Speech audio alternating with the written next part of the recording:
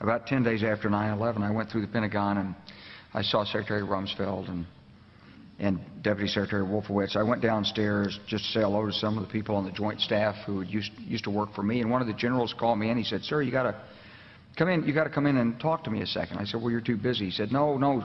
He says, "We've made the decision. We're going to war with Iraq." This was on or about the 20th of September. I said, "We're going to war with Iraq. Why?"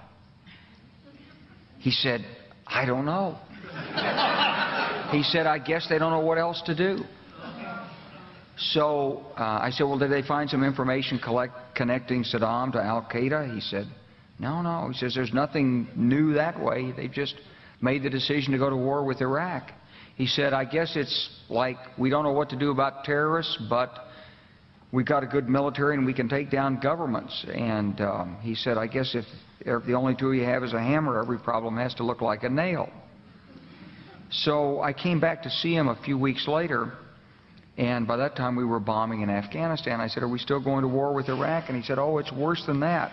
He said, he reached over on his desk, he picked up a piece of paper, and he said, I just got this down from upstairs," meaning the Secretary of Defense's office today, and he said, "This is a memo that describes how we're going to take out 7 countries in 5 years, starting with Iraq and then Syria, Lebanon, Libya, Somalia, Sudan, and finishing off Iran."